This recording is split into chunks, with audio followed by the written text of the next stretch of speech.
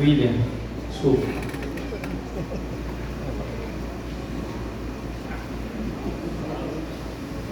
Cumprimento a igreja com a paz do Senhor Jesus. Vamos orar. Nosso Deus, nosso Pai, que está no céu, está conosco.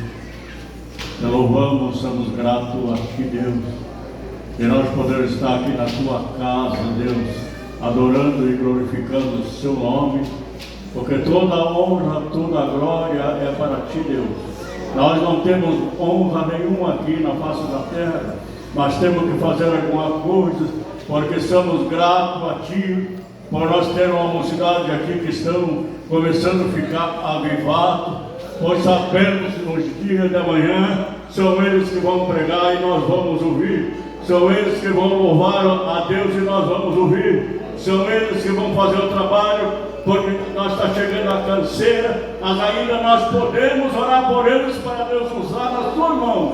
Pai, usa o pregador que vai trazer a palavra do coração de Deus para o nosso coração. Te louvamos, suplicamos e glorificamos. No nome de Jesus. Amém. Aleluia. Quero saudar a amada igreja com a paz do Senhor Jesus. Amém? Meus irmãos, abram as vossas Bíblias no livro do profeta Oséias. Livro do profeta Oséias, no capítulo 6. Enquanto os irmãos acham, quero aqui expressar minha alegria, gratidão ao Senhor por estar nessa casa que a gente nutre tanto carinho, a casa aonde a gente nasceu, caminhou boa parte da nossa vida, casamos, hoje servimos a Deus, pastoreando ali no Mevan. Fazem 8 anos que a gente plantou aquela igreja, fazem 3 anos quase que a gente já vive de forma integral do ministério, e o Senhor tem feito grandes coisas no nosso meio. Então, quando você orar, se lembre de colocar ali o nome do irmão William, a Luana não pôde vir, como ela está à frente do Ministério Infantil, ela precisou ficar lá, mas trago o abraço dela, trago o abraço também ali dos pastores, agradecer ao nosso amigo Paulinho pelo convite. Deus abençoe Paulinho, o grande trabalho que ele tem feito com essa juventude. As notícias têm chegado até nós, o trabalho que tem sido feito, e a gente se alegra, irmãos, porque o nosso ministério saiu dali. Quando eu estava ouvindo os jovens cantando, louvando, há mais ou menos 13 anos atrás, eu estava ali sentado também, esperando para receber uma oportunidade, para trazer uma palavra. Ainda está registrado no YouTube, William Gessé, primeira palavra que eu trouxe nessa igreja, e nós estamos aqui 12 para 13 anos depois, como fruto dessa casa.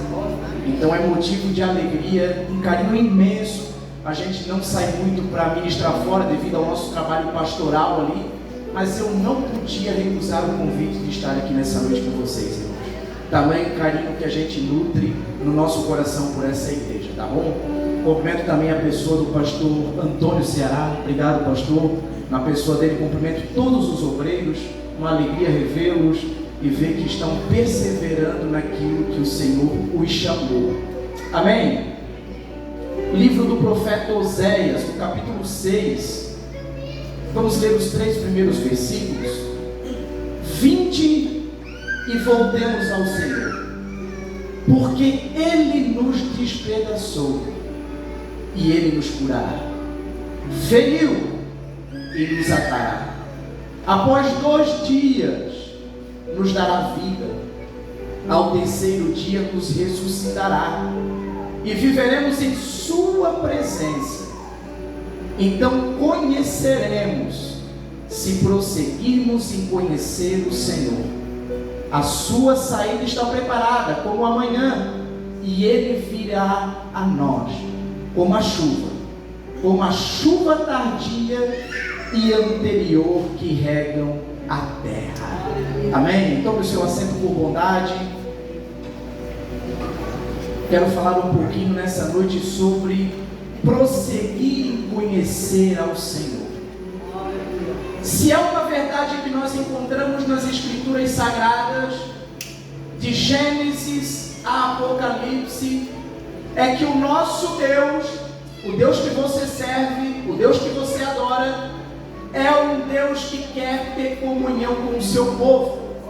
Nós vimos Deus criando Adão para ter comunhão com Ele. A Bíblia fala que toda tarde, toda virada do dia, Deus ele vinha até o Éden para conversar com Adão. Nós vamos ver isso não somente em Gênesis. Em Gênesis o homem cai já no capítulo 3, mas Deus não desiste de ter comunhão com o seu povo. A mensagem da comunhão, do relacionamento de Deus com o seu povo continua. E nós vamos ver isso nos patriarcas, nós vamos ver isso em Moisés, nós vamos ver isso nos profetas, nós vamos ver isso na mensagem de Jesus. Jesus, o Deus encarnado, que desceu para morrer por mim e por você. Para quê? Para que o véu fosse rasgado e então pudéssemos novamente ter comunhão com Deus. Nós vamos ver essa mensagem dos apóstolos. Os apóstolos continuam essa mensagem de que Deus quer se relacionar com o seu povo. Nós vamos ver isso em Apocalipse, o último livro da Bíblia. Os últimos capítulos nos mostram Deus descendo junto com a Nova Jerusalém. Para quê? Para tabernacular entre o seu povo. A mensagem de Deus, que Deus escolheu para mostrar para o seu povo, é a mensagem que Ele quer habitar, que Ele quer se relacionar, que Ele quer falar comigo e com você. Comigo e com você. Eu tenho certeza que quando você saiu de casa, você saiu na expectativa de Deus falar com você. Por quê? Porque o nosso Deus não é um Deus que está distante, é um Deus que está perto. É um Deus que está perto a ponto de estar tão perto que você saiu de casa na expectativa que Ele pode falar com você nessa noite. Por quê? Porque você crê que Ele está perto. Tão perto a ponto de falar comigo e com você nessa noite. Esse é o nosso Deus, é o Deus que está perto. Mas não só perto, é o Deus que habita em mim e você. Não é o Deus de fora, é o Deus que habita, é o Deus que está dentro, é o Deus que agora dá direção, é o Deus que agora fala a todo momento com aqueles que creem na mensagem do Messias. E essa é a mensagem que Oséias vai passar para aquele povo, do povo do norte de Israel. Oséias profetizou, meus irmãos, mais ou menos no ano 800 antes de Cristo. Profetizou no reinado do rei Jeroboão II. Havia prosperidade em Israel. Havia bonança em Israel. Havia segurança em Israel. O povo provava de alimento em abundância. Não faltava vinho, não faltava trigo, não faltava azeitona. O comércio em Israel estava bombando. Israel nesse tempo, o povo do norte, você sabe, tem o povo do sul e o povo do norte. Oséias dedica o seu ministério a profetizar para o reino do norte. E esse tempo era tempo de abundância. Era tempo em que o comércio naquela estação estava com tudo. As rotas comerciais que passavam por Israel estavam fortalecendo o comércio, gerando muita riqueza. Havia conforto em Israel. Havia abundância. A terra experimentava de prosperidade. Isso é bom. É claro que é bom. Quem que não quer experimentar de bonança? Quem que não quer experimentar de segurança? Quem que não quer experimentar de boa educação? Nós votamos, chega aí o período eleitoral, a gente vota nos candidatos que vão representar o povo. Por quê? Porque nós queremos saúde, nós queremos prosperidade, nós queremos segurança para os nossos filhos. Isso é bom. Só que a realidade do povo de Israel nesse tempo também se dava pelo muito pecado desse povo. Se por um lado a prosperidade abundava em Israel, por outro lado, Deus não se agradava da conduta daquele povo. Era um povo que estava prosperando, era um povo que tinha segurança, era um povo que tinha dinheiro, porém era um povo que estava se afastando de Deus. Era um povo que estava distante do Senhor. Aquele povo estava cometendo pecados graves contra Deus. E para demonstrar a sua insatisfação com aquele povo, você sabe bem, Oséias é instruído por Deus a casar-se com uma mulher infiel. Deus diz para Oséias: olha, Oséias, eu não tenho me agradado desse povo. Esse povo está distante de mim, esse povo tem pecado contra mim. Oséias, tu vai me representar. E como que tu vai me representar? Você vai a um prostíbulo e você vai casar com uma mulher infiel para representar o meu relacionamento com esse povo. Eu não estou feliz com esse povo, Oséias. E aqui nós já tiramos a primeira lição nessa noite, meus irmãos.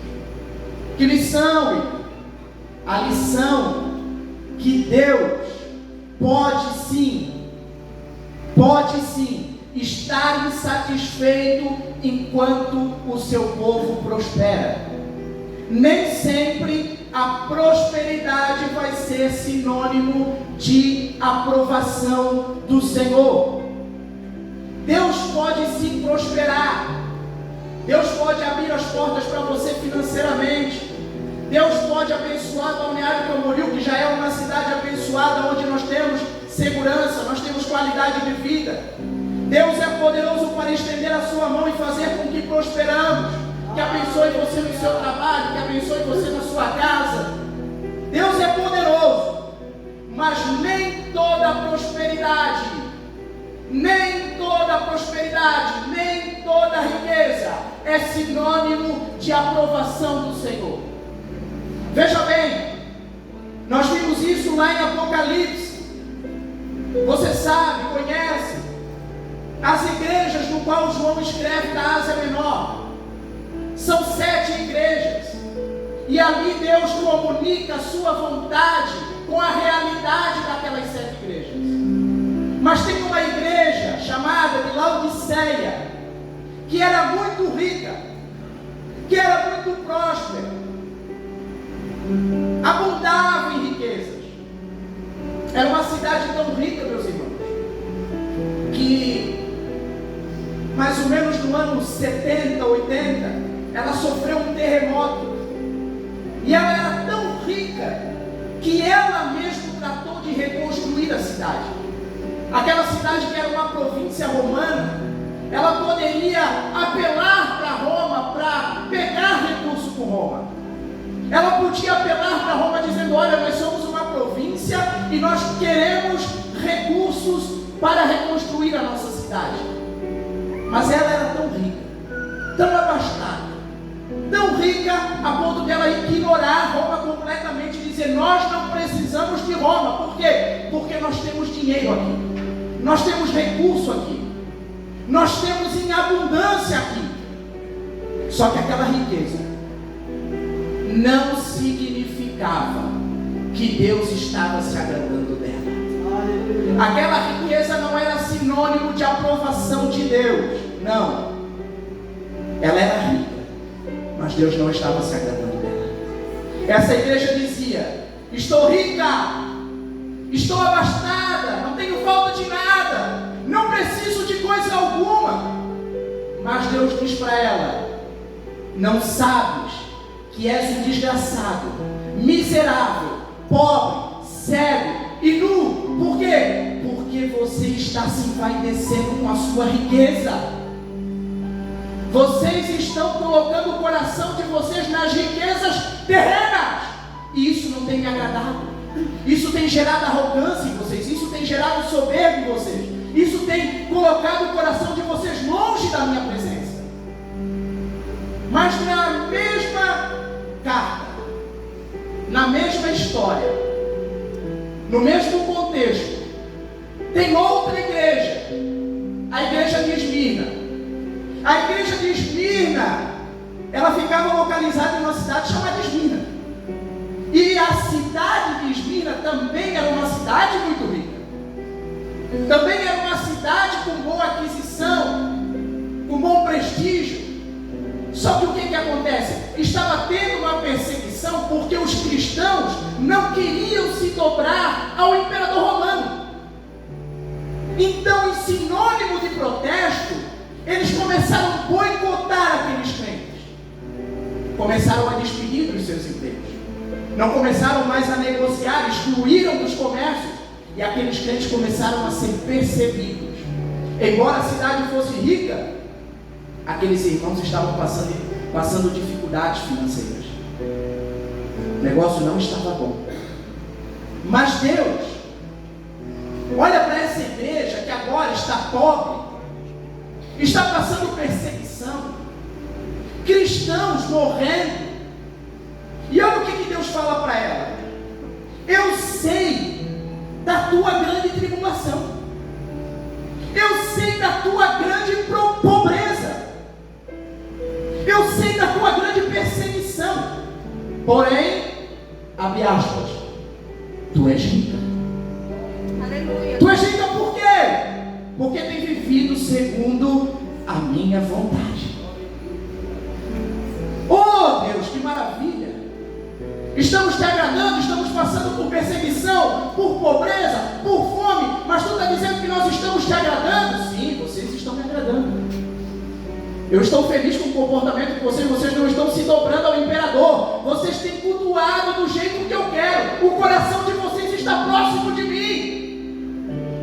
E aí, quem sabe, algum deles pode ter perguntado: então essa perseguição vai acabar? Então agora vai vir riqueza sobre nós? E Deus fala para eles: não, tem pobreza, tem perseguição, tem fome, tem me agradado, mas deixa eu falar uma coisa para vocês: está vindo mais 10 dias de perseguição. É mais 10 dias. Está vindo, não vou poupar. Está vindo perseguição, mas continua. Por quê? Porque eu tenho me agradado de vocês. O que eu quero dizer na introdução dessa mensagem, meus irmãos, é que independente da circunstância que você está vivendo, independente se você tem prestígio social ou não tem prestígio social, independente se você anda com o prefeito ou não anda com o prefeito, se você é amigo do presidente ou se você não é amigo do presidente, se você anda com uma Hilux ou se você anda com Fusca, se você anda a pé ou anda de bicicleta, o que eu vim te dizer aqui nessa noite é: perseverança. Persevere nos caminhos do Senhor, porque vai chegar aquele dia, o Senhor não vai olhar para a tua Hilux, o Senhor não vai olhar para a tua bicicleta, o Senhor não vai olhar para o teu Fusca, o Senhor vai olhar para o coração que tu tem, para a perseverança que tu teve, dizendo: eu quero agradar o meu Deus. Quem pode levantar a mão e agradecer ao Senhor? Show de alarava, sore, cachararava, Quem sabe você diga: meu Deus, William, você não sabe a situação que eu estou vivendo. Eu estou vivendo dias difíceis. Porque, irmãos, acá viemos para nós. Parece que hoje ser bem-sucedido é sinônimo de aprovação de Deus. Parece que hoje, se você não tem um bom carro, não tem um bom trabalho, é porque você não está sendo abençoado. Mas esse não é o Evangelho de Jesus. O Evangelho de Jesus chama homens e mulheres à obediência. Chama homens e mulheres que andam em santidade, independente da sua situação financeira. O que importa, meu irmão, é se você tem um coração cheio do Espírito Santo. Aleluia. Aleluia. E nesse livro de Oséias, nós vamos ver essa realidade. Só que nós encontramos nesse livro profético que ele apresenta duas realidades interligadas. Duas realidades. De um lado, a denúncia do pecado do povo. Deus não está feliz com aquele povo. Prova disso é o casamento de Oséias. Aquele povo está afastado e o profeta se levanta para denunciar aquele pecado. Mas outra linha paralela a essa, uma via de mão dupla, é o amor de Deus que se revela nas nossas fraquezas. O mesmo Deus que se ira pelo pecado é o mesmo Deus que está chamando o seu povo para o arrependimento. O mesmo Deus que está irado pelo pecado é o mesmo Deus que está chamando o seu povo para o arrependimento. Repare uma coisa comigo. Capítulo 7 e versículo 13. Capítulo 7 e versículo 13 de Oséias.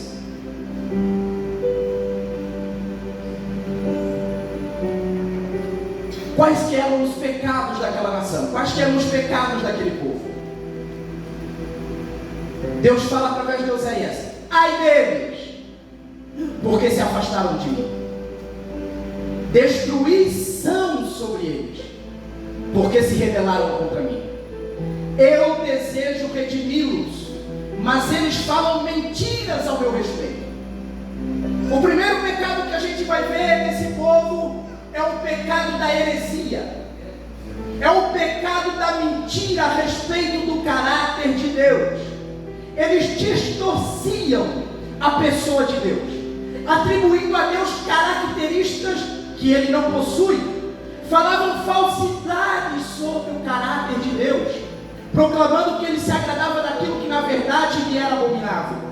Atribuíam ações que ele não realizava e sentimentos que estavam em contradição com a sua verdadeira essência. Nós vimos isso também no livro do profeta Jeremias, quando Deus denuncia os profetas que estão dizendo, eles dizem paz, paz, quando não há paz. Eles estão falando mentira ao meu respeito. E Oséias é levantado por Deus para denunciar esse pecado. Qual pecado? O pecado de atribuir ao caráter de Deus aquilo que ele não é. O pecado de falar em nome de Deus aquilo que ele não está falando. Esse é o pecado. E Oséias denuncia, eles falam mentiras ao meu respeito. Esse não é apenas um erro teológico por parte de quem prega. Isso é uma traição espiritual. Quando uma geração molda a Deus a sua própria convivência, cria um ídolo em vez de adorar a Deus. Essa semana, esses dias, eu estava ali nas redes sociais e eu me deparo com uma frase de um pastor muito famoso com milhões de seguidores. E ele coloca: o Senhor está me falando que essa semana Ele vai abrir uma porta para você. E eu fiquei pensando, será que realmente Deus falou isso? Será que Deus vai abrir a porta para 1 milhão de pessoas que estão vendo essa mensagem? Ou será que Ele está falando para ganhar seguidores? Ou está falando para ganhar os likes da vida? Ou Ele está falando porque a nossa geração olha para as redes sociais e vê que abençoado é quem tem mais seguidores, abençoado é quem tem mais curtidas? Meus irmãos, cuidem para que você empreste o seu ouvido. Cuidem para quem vocês emprestam os seus ouvidos. Há muita coisa boa hoje sendo pregada, mas também há muita coisa ruim. Homens que andam pregando mentiras a respeito do caráter de Deus.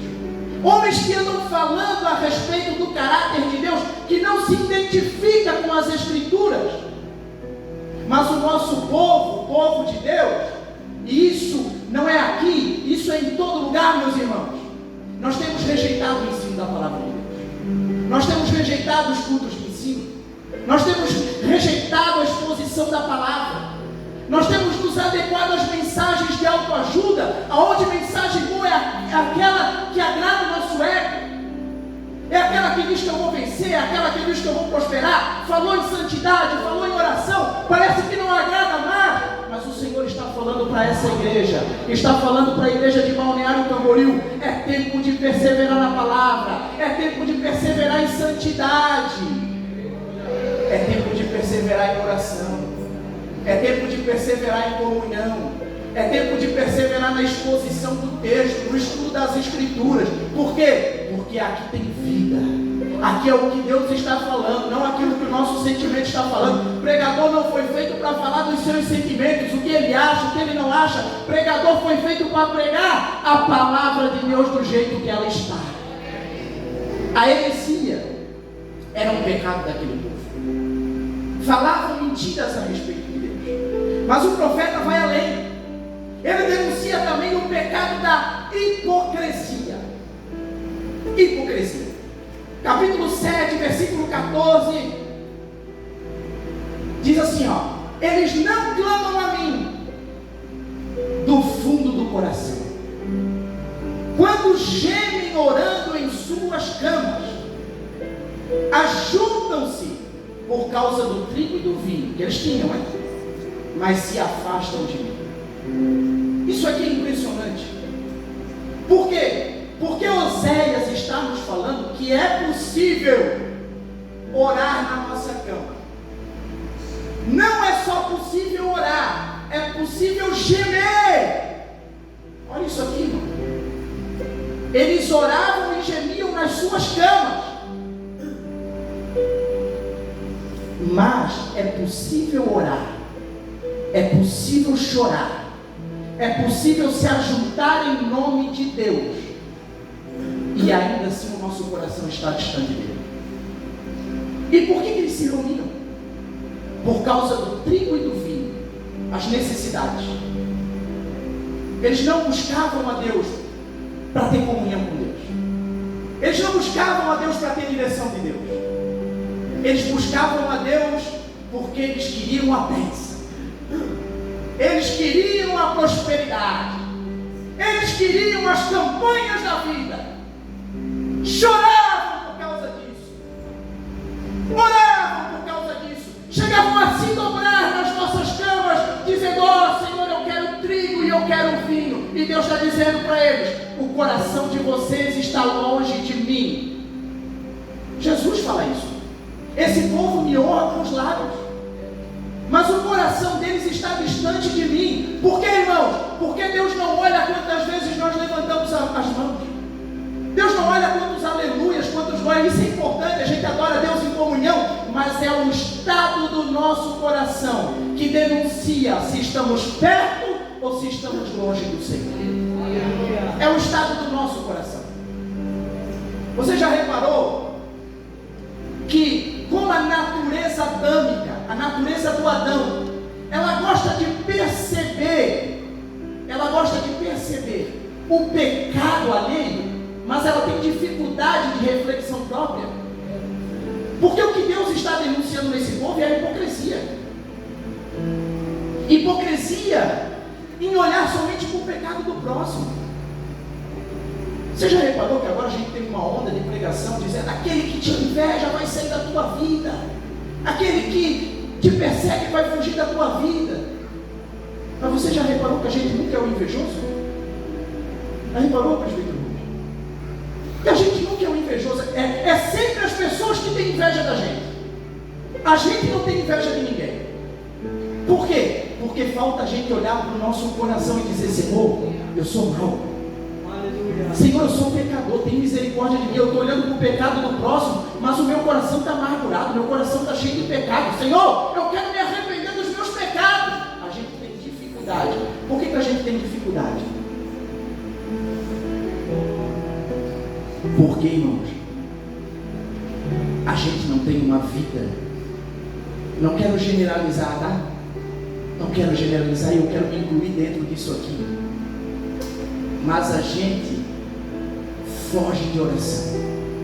A gente foge da exposição da palavra. Isso é uma dificuldade de todo crente. Isso é uma dificuldade aqui, isso é uma dificuldade lá no meio. Isso é uma dificuldade na presbiteriana. Por quê? Porque é uma luta. A carne milita contra o espírito. Você já reparou uma coisa? Oração é difícil ou fácil de fazer? É fácil. Até uma criança sabe fazer uma oração. Você pegar uma criança de 3 anos e ensinar ela a orar, ela vai orar. Papai do céu, obrigado pelo meu dia. Não tem dificuldade. Mas por que a gente não ora? A gente não ora porque tem uma guerra, tem uma luta. E tinha um pastor que eu gosto muito, um teólogo, que diz: se você não marcar um local, não marcar um horário, o diabo vai te vencer. É uma realidade. Se a gente não tiver uma hora marcada, um horário marcado, e a gente não te marcar aquilo por nada, irmãos, a gente faz outra coisa e a gente não ora. Mas o Senhor está chamando a gente para oração. O Senhor está chamando a gente para comunhão. E Deus estava denunciando o pecado desse povo. Mas é aí que está. Eu não vim aqui com uma mensagem de derrota. Eu vim nessa noite com uma mensagem de esperança, meus irmãos. Sabe por quê? Porque no meio disso tudo, dessa idolatria, dessa hipocrisia, dessa heresia que o povo estava, nós vemos a resposta do Senhor. Nós vemos a resposta. A resposta misericordiosa do Senhor está em Oséias 6:1. Texto para a gente ler. Venham, voltemos para o Senhor. Aleluia. Aleluia. Que amor é esse, irmão? Que misericórdia é essa? Um povo afastado, um povo pecando. Deus podia fulminar aquele povo, mas ele diz assim: fala para o povo para ele voltar. Por quê? Porque eu quero eles pertinho de mim. Meus irmãos, aleluia. Eu não sei como é que está a sua caminhada.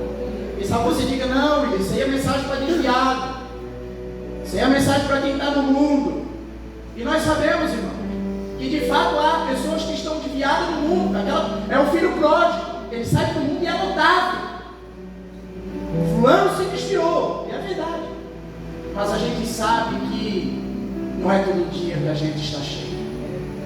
Não é todo dia que a gente acorda com aquela vontade de buscar ao Senhor. O trabalho, família, os problemas vão nos desgastando. A gente vai levando uma vida, daqui a pouco a gente se acostuma com a mornidão, daqui a pouco a gente já se acostuma só com a liturgia, daqui a pouco a gente já não tem mais expectativa de vir para o culto, é só vem para o culto para bater o cartão. Isso é com todo mundo. Eu quero ver alguém chegar, o presbítero irmão Ismael daqui, e ele está ali, pastoreou, está aqui servindo ao Senhor. Eu garanto, irmãos, se eu desse o microfone aqui e perguntasse para o irmão: a vida toda foi 100%? O irmão ia olhar para mim e dizer: não. Está aqui, irmão Mauri. A vida toda foi 100%? Não. Teve uns dias de batalha. Teve uns dias que não foi fácil. A gente acorda chateado, a gente acorda com vontade de largar tudo. Tem dia que não é fácil, irmão. Tem dia em que a gente está aqui, mas o nosso coração está distante. E esse tipo é o tipo mais sutil, é o tipo mais silencioso. A rotina do dia nos envolve. Mas nessa noite, falo nessa noite porque estou pregando? Não. Falo nessa noite porque sou pentecostal. E para um pentecostal, qualquer dia é dia de Deus revelar a sua glória. Não falo isso porque estou pregando, falo isso porque vivo. Falo isso porque todo dia pode ser o dia do de repente do Senhor, aonde o Senhor pode vir com renovo, habitar na nossa vida, restaurar as nossas forças, e nós saímos daqui animados, louvando ao Senhor, edificados. Por quê? Porque o Espírito trabalha no meio da sua igreja. O chamado do Senhor é: voltemos ao Senhor. Por que voltemos? Porque Ele é poderoso para perdoar as nossas transgressões. Ele é poderoso para renovar o teu ânimo. Você que chegou desanimado, você que chegou abatido, o Senhor está aqui nessa noite liberando uma palavra sobre a tua vida. É tempo de renovo, é tempo de viver algo extraordinário da parte do Senhor para você. Ele fortalece os que estão exaustos, Ele restaura a esperança dos que se sentem enfraquecidos. Venham, voltemos para o Senhor. Por quê? Porque Ele nos despedaçou, mas Ele vai trazer a cura. Ele vai trazer a cura. Eu convido você para ficar de pé, que o meu tempo já se foi. Aleluia. Venham, voltemos ao Senhor, é o chamado do profeta. Venham, voltemos ao Senhor. Por quê? Porque Ele nos despedaçou, mas Ele vai trazer a cura. Ele nos feriu. Ele nos fere, mas é Ele quem cura. Já reparou que mensagem gloriosa é essa, Márcio? O Deus que fere. Sabe o que o profeta está falando, meu? Que tem caminhos que se fecham na nossa vida e que não é o diabo, é Deus. Irmão William, estou passando por uma situação que só Jesus, e deixa eu te falar que só pode ser Ele mesmo, que o amor dele é tanto, a graça dele é tanta, a misericórdia dele é tanta, que muitas vezes Ele nos coloca em caminhos desconfortáveis para que possamos voltar à sua presença. Ele coloca nós em caminhos difíceis, fecha a porta, nos fere, mas a palavra de Deus fala que Ele tem a cura. É Ele que fere, mas é Ele que cura. É Ele que fecha a porta, mas é Ele que abre a porta. É Ele que destrói, mas é Ele também que constrói. É Ele que nos coloca em dias de desânimos. Para quê? Para que a gente possa se achegar até Ele e dizer: o meu socorro está no Senhor, a minha força está somente no Senhor. Por quê? Porque muitas vezes nós nos envaidecemos. A gente começa a ficar, irmão, se bobear que nem Laodiceia, que nem esse povo. A gente começa a ganhar um pouquinho de dinheiro, a gente começa a crescer um pouco ministerialmente, e a gente já olha diferente para as pessoas, a gente já fala diferente, a gente já olha com quem conversa, e aí o Senhor pega e diz: que eu vou dar um jeito nesse camarada. Por quê? Porque tu é tão precioso para Jesus, você é tão importante para Deus, irmão, que muitas vezes Ele te coloca em caminhos difíceis para você se voltar para Ele. Aleluia. Eu queria que você fechasse os seus olhos com vontade. Feche os seus olhos. Eu quero que você fale com Deus agora, nesse exato momento. Há renovo do Senhor para você nessa noite. Há renovo do Senhor para você nessa noite, querido. Você não saiu de casa em vão. A mensagem do Senhor é clara: voltemos ao Senhor. Não deu tempo aqui, eu queria falar, além da palavra, além da oração, eu queria falar da comunhão. O convite de Deus não é para uma pessoa, o convite de Deus é para um povo. Venham, voltemos ao Senhor. Voltemos ao Senhor como povo. O círculo de oração está aqui. O círculo de oração, comungar com os irmãos, orar. Círculo das irmãs também, venham para cá orar. Por quê? Porque a vida na comunhão, a vida na igreja. Eu nunca vi alguém, irmãos, dizer que está queimando por Jesus e está fora da comunhão. Eu nunca vi ninguém dizer esse tempo todo dizendo: olha, eu estou queimando por Jesus. Eu estou queimando por Jesus, mas eu não vi na igreja. A comunhão, a graça, a palavra, a vida, pensamentos do alto, a pensamentos do céu. O Senhor fala: os meus caminhos são os melhores que os teus caminhos, os meus pensamentos são mais altos que os teus pensamentos. O Senhor tem pensamentos de paz ao teu respeito, mas Ele está te convocando, Ele está te chamando, Ele está te chamando para um tempo de comunhão. Oracalarabaxandaia. Oh, Espírito Santo, quem pode levantar a mão? Quem pode levantar a mão?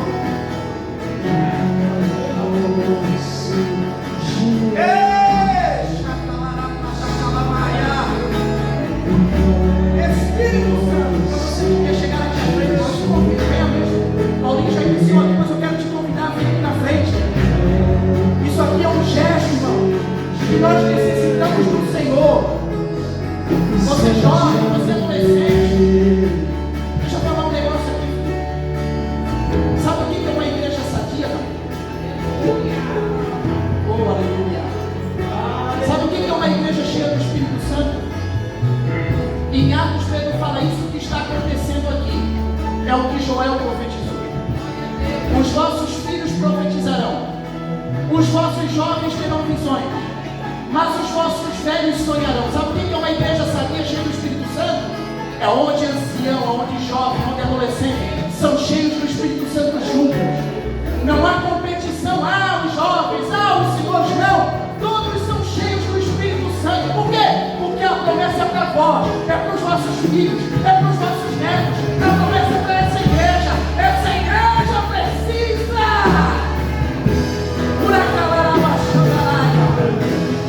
Isso, levante a sua voz. Enche essa casa de glória a Deus. Enche essa casa de aleluia. Enche essa casa de adoração. Vamos, meu irmão. Milhares e milhares, meu amado é o mais belo entre milhares e milhares. Eu convido aqui os obreiros para descer aqui e colocar as mãos sobre os jovens, os presbíteros, os diáconos, os gentiles, olha essa liberdade. Vamos orar. Vamos orar.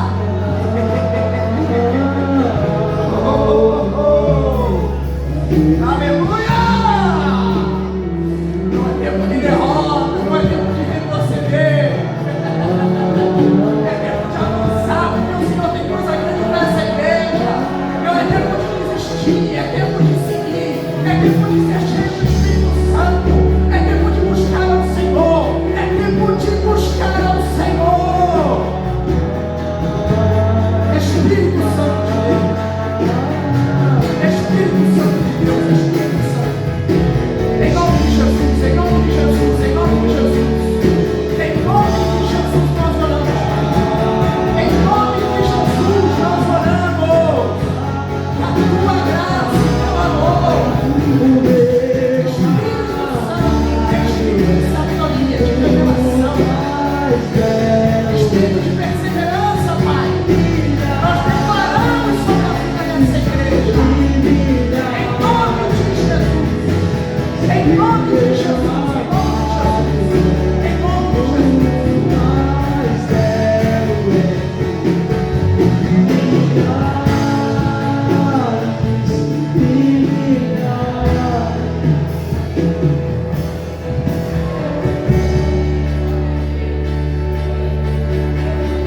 Aleluia.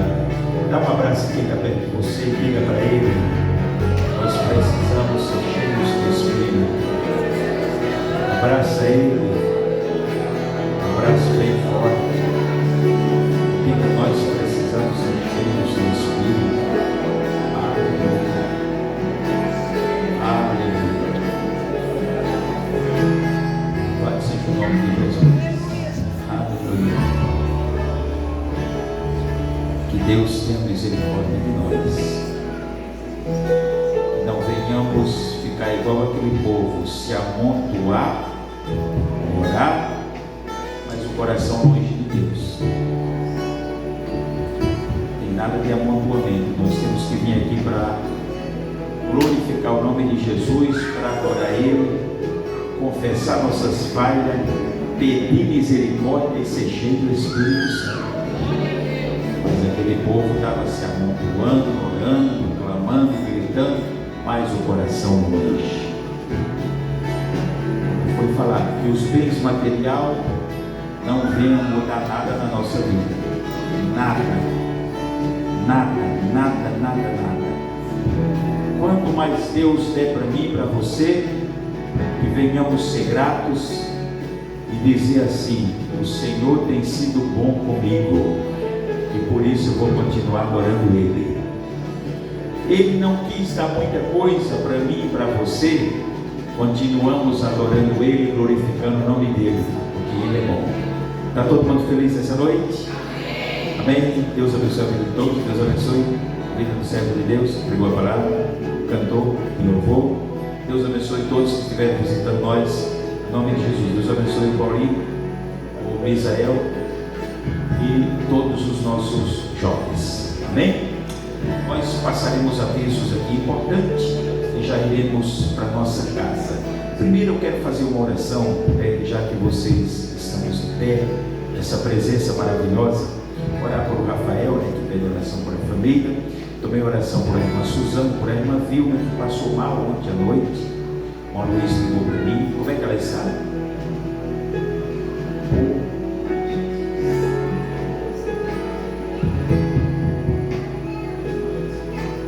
Olha aqui, a irmã Vilma passou muito mal ontem à noite e agora foi transferida para Marieta, porque deu um AVC, como o Deus acabou de falar. A Vilma, esposa do Luiz Fausto. Você está vendo que a gente precisa orar? A gente precisa orar. A gente não pode fazer igual aquele povo, se amontoar e fazer de conta que não está acontecendo nada. A gente precisa orar. E se tiver que pedir perdão para alguém, a gente precisa pedir perdão, porque senão não tem como ser cheio do Espírito Santo se você não perdoa alguém. Irmão, só estou dentro do que foi falado. Não estou inventando nada, é o que foi falado. Não tem como eu ser cheio do Espírito Santo, nem você.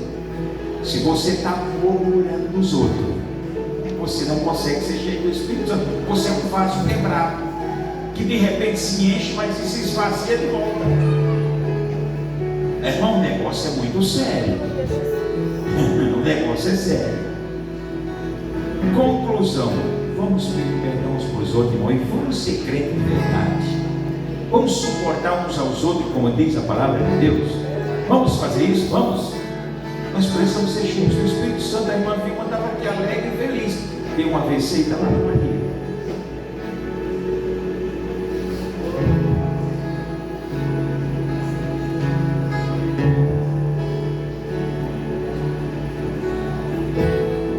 Vieira, irmã do presbítero Mauri, mora em Gaspar, teve lá a visita dela, também deu um AVC. Aleluia. Eu quero fazer essa oração e depois nós passamos os avisos e já, daqui a pouco eu vou